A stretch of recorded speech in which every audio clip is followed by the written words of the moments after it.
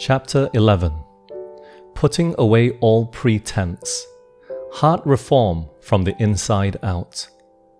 For he is not a Christian, which is one outwardly, but he is a Christian, which is one inwardly. Romans chapter 2, 28 and 29. One of the saddest realities of Christianity today is that there are many Christians, but few disciples.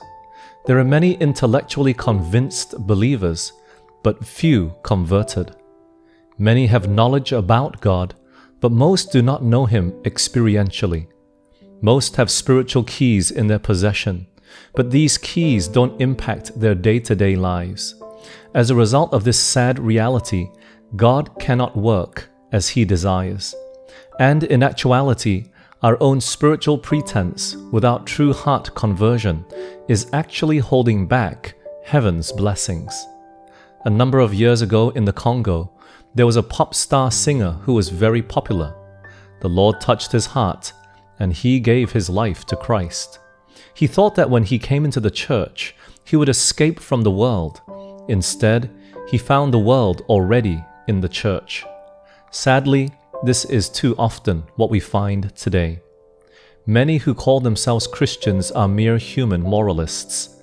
They have refused the gift which alone could enable them to honor Christ by representing Him to the world.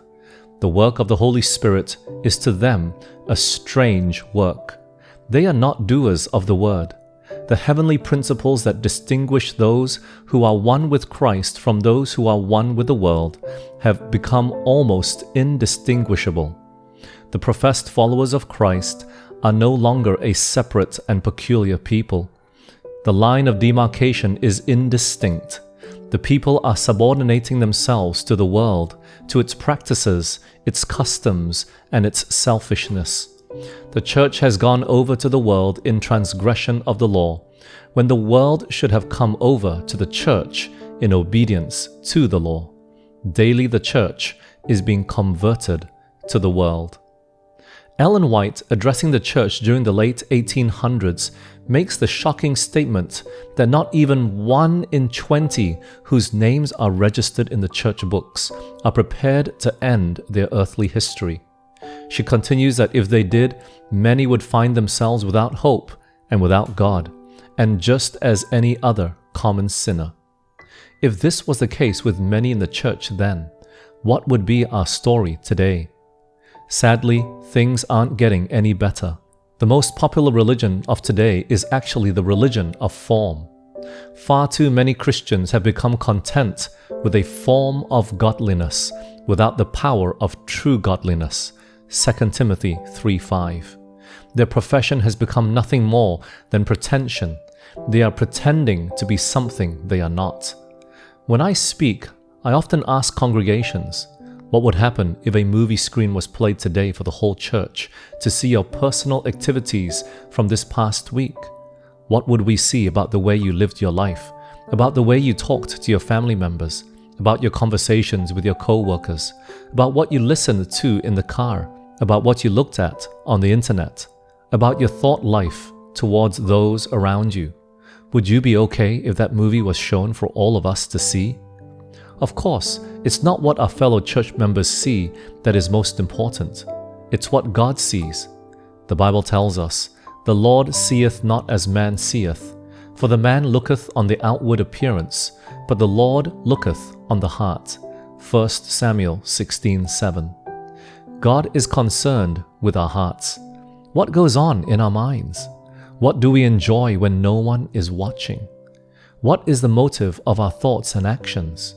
Are we really seeking Him, or are we just trying to hold up a respectable reputation? If there's anything that God does not accept, it's pretenders. Pretense, another word for hypocrisy, actually holds back His Spirit and His blessing.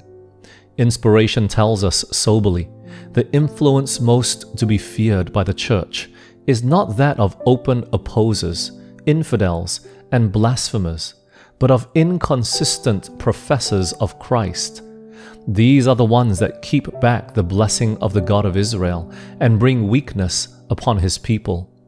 There must be no pretense in the lives of those who have so sacred and solemn a message as we have been called to bear. The world is watching Seventh-day Adventists because it knows something of their profession of faith and of their high standard, and when it sees those who do not live up to their profession, it points at them with scorn.